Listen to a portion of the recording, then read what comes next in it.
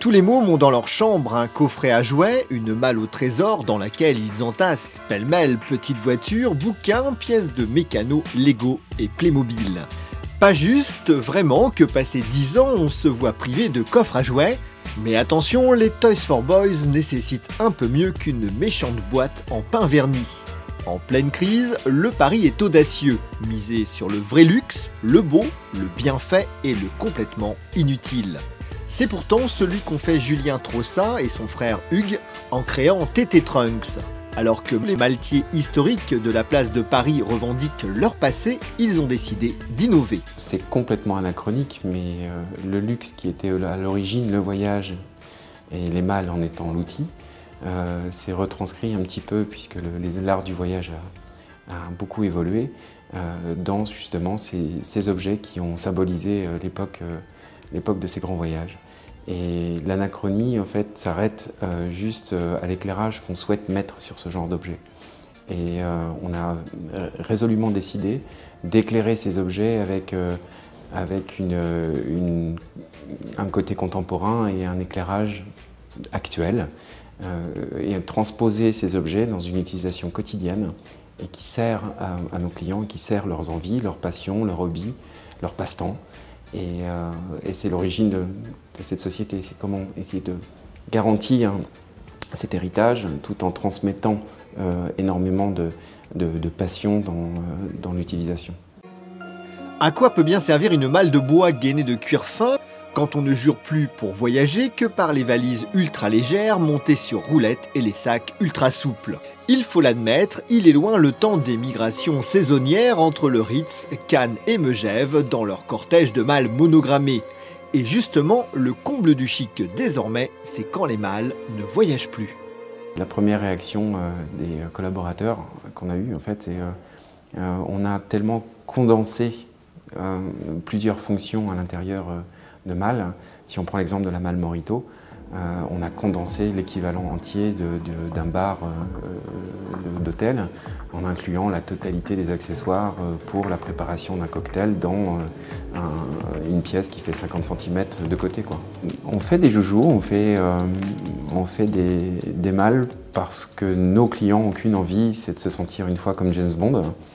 Donc on va leur mettre des jeux à l'intérieur, on va leur mettre de quoi s'amuser et de quoi en parler.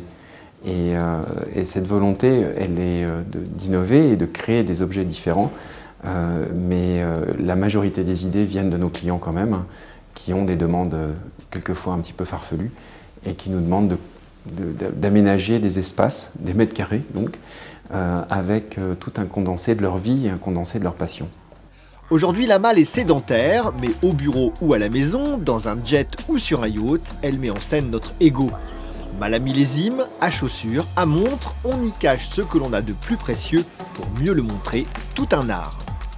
Un dressing pour accessoires, un dressing pour souliers, un dressing qui va pouvoir servir au quotidien une personne dans le choix de ses boutons de manchette, dans le choix de ses parures de stylo, dans le choix de tous ces accessoires qui sont condensés et aménagés en fonction de ce qu'il a envie de posséder et de choisir, quoi.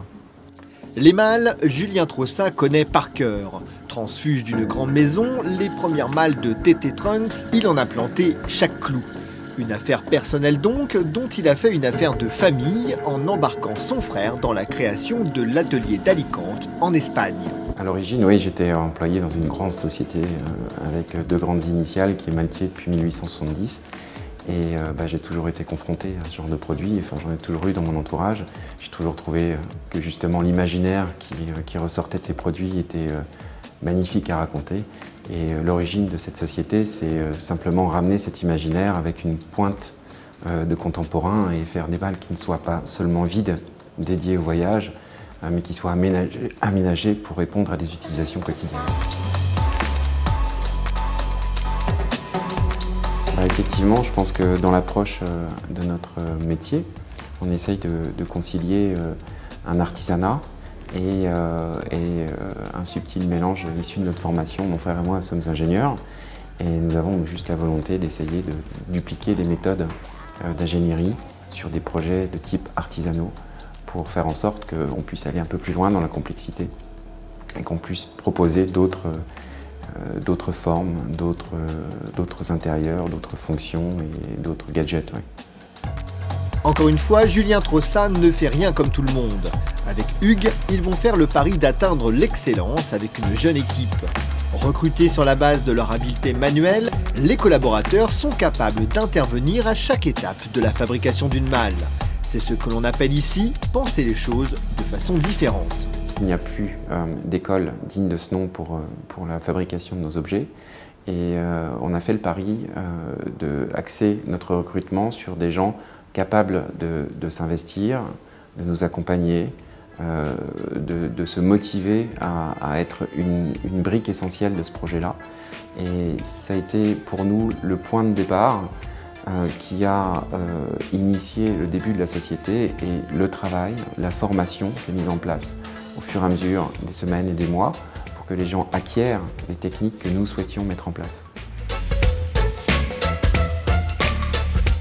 Il faudra 350 heures de travail, voire plus pour certaines malles compliquées pour réaliser ces malles luxueuses. Orgue à parfum, malle à jeu ou à cognac, à souliers, chaque projet est un nouveau challenge.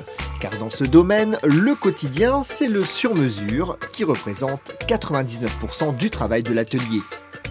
L'ébénisterie représente un tiers du travail. Il faudra ensuite des dizaines d'heures pour gainer la structure de bois d'Okoumé, poser les ferronneries et les losines, ces bandes de cuir qui protègent les angles de la malle, pour finir par le marquage de ces pièces uniques aux armes de leur commanditaire. Un petit garçon qui a réussi range sa Rolex, son Vertu et les clés de sa Porsche dans une malle dont il aura posé le dernier clou. La malle qu'on rêverait de créer aujourd'hui, je pense, on n'en est pas loin parce qu'on est en train de trouver les bonnes techniques, mais ce serait la malle qu'on pourrait ouvrir depuis Kuala Lumpur quand la malle se trouve à New York. Oui, et ça c'est quelque chose qu'on essaye de mettre en place et qui normalement à peu près tout est connu.